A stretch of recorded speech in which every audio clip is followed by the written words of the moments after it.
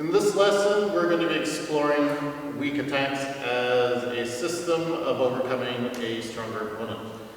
In this case, we're going to be looking at using it as second intention. So Ryan and Langchen are going to be here to demonstrate that for you. Now, what do I mean using a weak attack to overcome a stronger opponent? Now, if you know your attack is weak, this is probably because your opponent has been punishing you whenever you attempt it. This doesn't mean stop doing it entirely. It means you have to be a little bit more crafty and clever with how you are going to apply it. Because there is always the possibility it's still going to land, but realistically you're going to use it as a tool. In this case, second intention. So that's what we're going to look at here. So what do I mean by second intention? Well, in this situation, we're going to be applying our weak attack as a foundation for a counter riposte. Why? Because we're counting on our opponent to parry us. Why? Because again, we know it's pretty weak and they're going to stop us. So as a quick demonstration before these two get us started, I'm going to initiate an attack as a second intention to draw out a response I can shut down with a riposte. So if I'm on guard, distance is pretty close, doesn't matter for the instance of this lesson. So I'm going to initiate my attack, he's going to parry, and there's my counter riposte. So pretty simple, I'm counting on him shutting me down.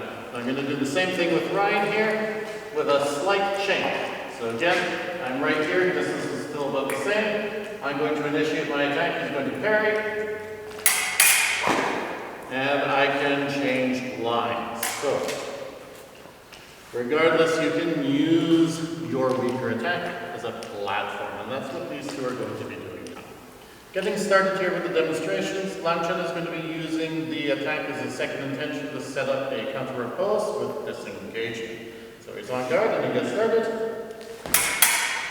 And there is his cut. So he's using his weaker attack as a foundation to get to what he is a lot stronger with, and that is going to be a counter parry, a defensive action.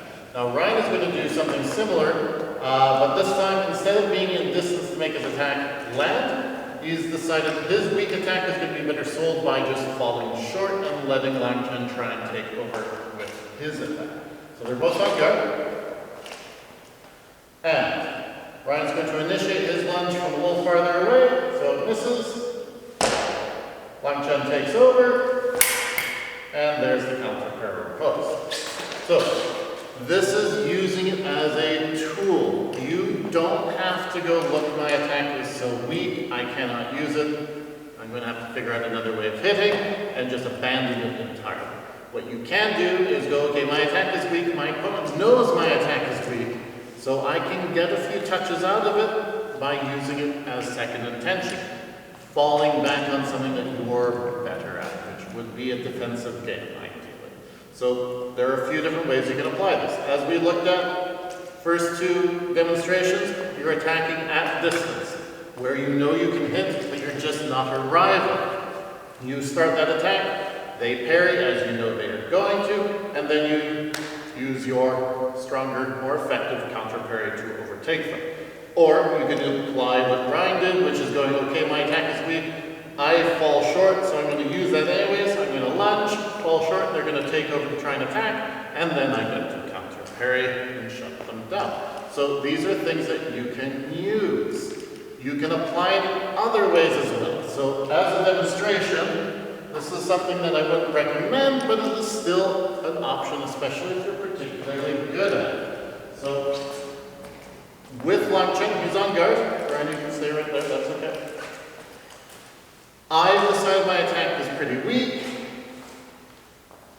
and I'm going to use a tactical trick to get a touch out of it. So when I lunge, he's going to parry, he's going to come and make a riposte. We'll see how that works. So we're here, I'm going to start my attack, and I can close distance with my riposte to make sure that just in case he's got a stronger counter parry, he doesn't have time. Or here's another one. I'm going to be right here, I'm going to start my attack, and I'm going to fall short. So starting right here, I'm on guard, I'm going to fall short, and I can completely change line, drawing out a more aggressive aggressive attack from my opponent. Or lastly, and this one's tricky, but you can still do it. It's going to be more of a counterattack. Sometimes it can be read as a remise, depending on what you do. So in this case, let's say Lang Chen's going to parry me in position 6.